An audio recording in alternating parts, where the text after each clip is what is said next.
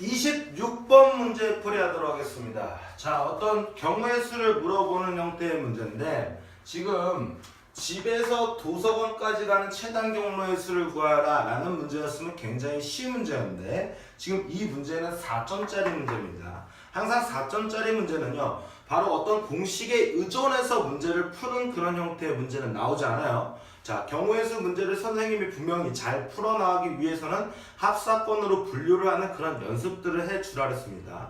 자, 공식에 의존해서 해설지를 보고 자꾸 풀어나가는 그런 연습들을 하시면 분명히 만점짜리 해설을 찾을 수가 없어요. 그래서 여러분들이 항상 쉬운 문제부터 이 경우로 갔을 때, 이 경우로 갔을 때, 이 경우로 갔을 때 중복되지 않는 어떤 합사건으로 분류해 나가면서 문제를 풀어내는 연습을 하시면 분명히 나중에 좋은 결과가 있을 거라 선생님은 분명히 확신합니다.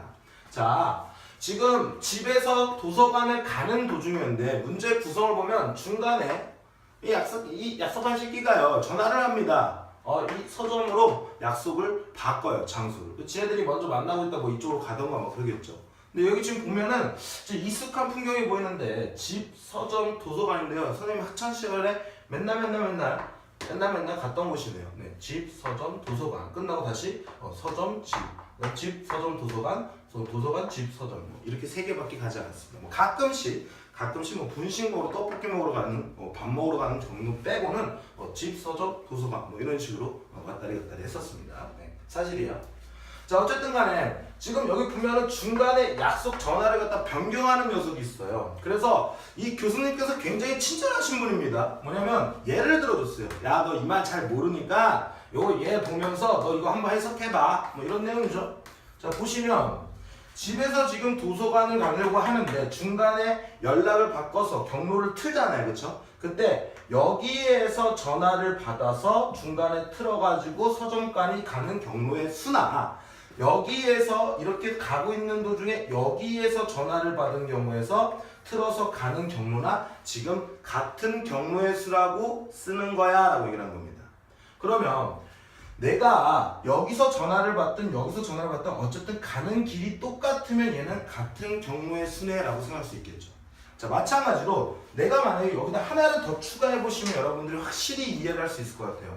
내가 이렇게 가고 있다가요, 이렇게 가고 있다가 여기서 전화를 받아가지고 이렇게 끌고 가는 경우가 있어요. 그쵸? 그 다음에 얘도 마찬가지로 이렇게 가다가 여기서 전화를 받았는데 여기서 전화를 받아서 이렇게 가는 경우가 같아지는 거죠. 근데 만약에 얘가 이렇게 가고 있다 여기서 전화를 받았는데 가서 이렇게 끌어서 가는 경우도 같은 경우라는 겁니다. 그러므로 분명히 이 라인에서 전화를 받아가지고 여기서부터 여기까지 가는 경로의 수는 결국은 똑같다는 얘기예요. 즉 여기서 전화를 받아서 이렇게 가가지고 이렇게 가는 경로도 똑같다는 얘기입니다. 그러면 우리는 결론적으로 이렇게 위로 갔고 밑으로 가는 방향이 원래 여러분들 최단 경로의 수 구할 때 이렇게 하지 않겠습니까? 얘가 지금 같은 것을 포함한 순열이고 분명히 순서가 정해진 순열인데 내가 여기서부터 여기까지 갈 때 이 방향 이렇게 갈 때요. 분명히 얘는 이쪽을 거쳐서 그 다음에 이쪽으로 가야겠죠. 막 얘가 여기로 끼어넘어서 슈퍼맨처럼 갈 수 있는 경우가 아닙니다. 그러니까 순서가 정해졌기 때문에 순서가 정해진 녀석은 같은 것을 포함한 순열의 의미라고 생각을 하시라 그랬습니다. 같은 의미라 그랬어요. 그래서 얘가 A1, 얘가 A2, 얘가 A3고 얘가 B1, 얘가 B2, 얘가 B3여서 얘네끼리 배열을 하면 얘가 분명히 여기까지 가는 경로에 쓰겠죠. 그래서 총 하나, 둘, 셋, 넷, 다 6개 가니까 6팩을 갖다가 얘네끼리 순서가 정해져 있으므로 같은 것이라 여기서 3팩으로 나눠주시고 얘도 같은 것이라 여기서 3팩으로 나눠주더라. 이렇게 푸는 게 지금 어떤 공식의 입장에서 생각을 해주시는 거겠죠. 이 공식은 변하지가 않습니다. 그래서 여러분들도 여기서 요 방향에서 어쨌든 이쪽으로 가는 여기서 전화를 받다 여기서 받다 어쨌든 간에 틀어서 이렇게 가는 경우는 이렇게 가는 경로나 이렇게 가는 경로가 똑같다. 여기서 전화를 받든 여기서 전화를 받든 우리가 가는 경로가 똑같으면 그거는 같은 경로라고 보겠다라는 거야. 전화를 어디서 받든지에 대한 순서는 상관이 없다는 얘기가 있네요. 그럼 분명히 얘가 첫 번째 올라가서 여기서 전화를 받아서 이쪽으로 가는 경우가 있을 거고요. 그 다음에 얘가 여기서 전화를 받아서 이쪽으로 가는 경우도 있을 거고 얘가 이주에서 받아서 전화를 받아서 서점까지 가는 경우에 크게 세 가지로 합사건이 분류가 되겠네요. 자, 그래서 제가 이 선을 기준으로 합사건을 분류를 하도록 하겠습니다. 즉 무슨 얘기냐면 다시 여기를 L0라고 놓고요. 여기를 L1이라고 놓고 여기를 L2라고 놓고요.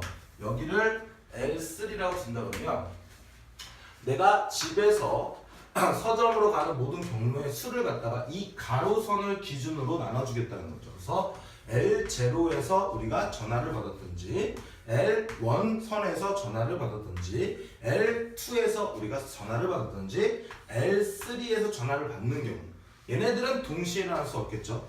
그러니까 분명히 이런 합사건으로 우리가 분류를 해서 문제를 풀 수가 있을 겁니다.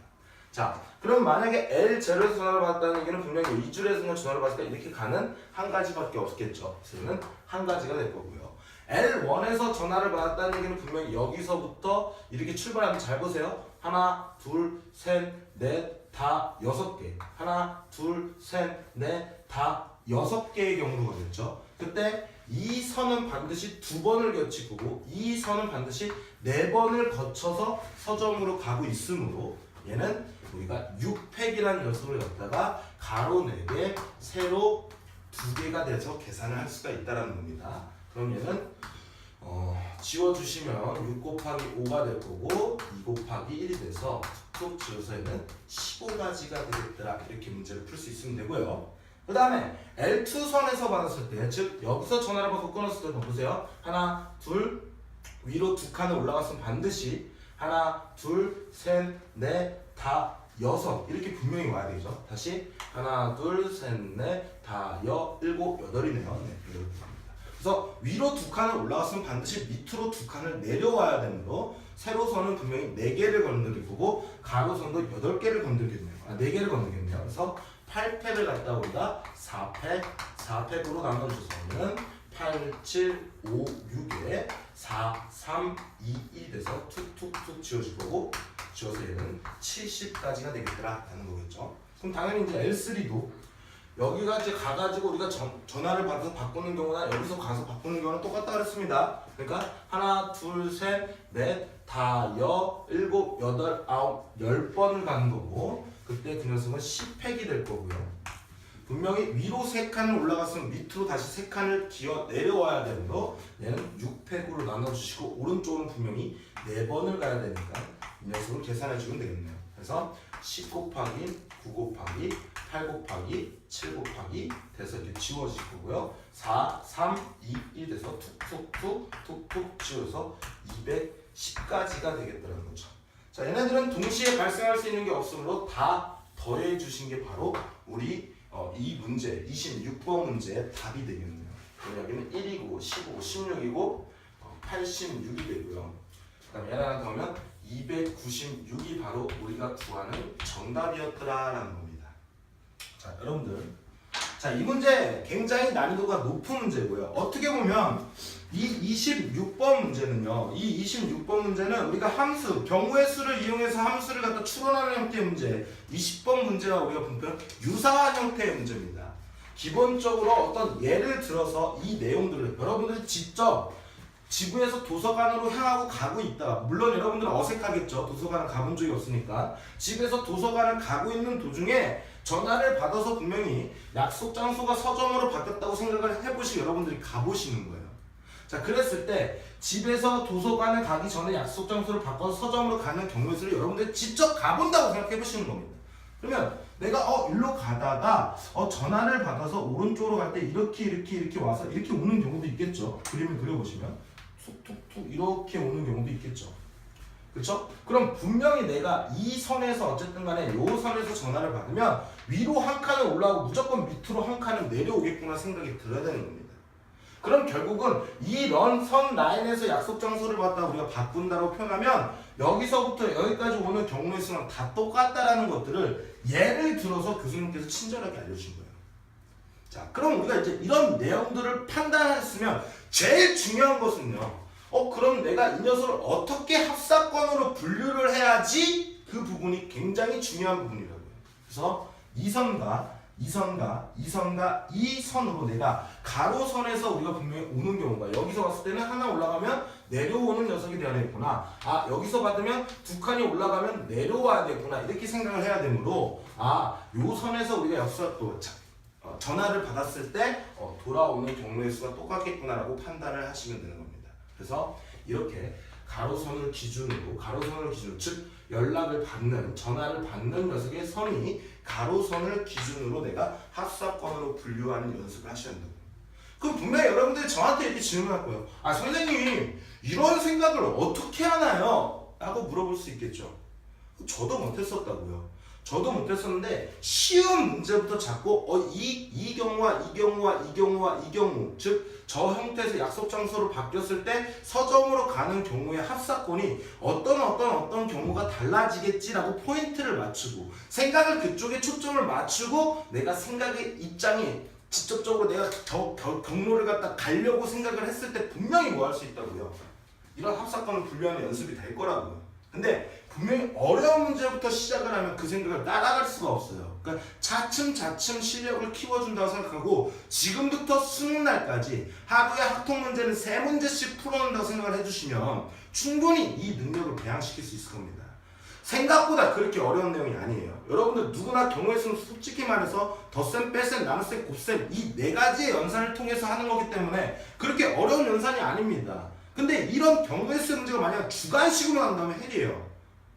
왜냐하면 다시 한번 얘기하면 사칙 연산으로 어떤 계산을 하다 보니까 답이 나와요. 답이 나오는데 보기가 주어져 있으면 내가 잘못 구했네 라고 판단하고 다시 구할 수 있는데 주관식으로 주어지면 그냥 여러분들이 셈한 그거를 그대로 쓸 수밖에 없는 겁니다.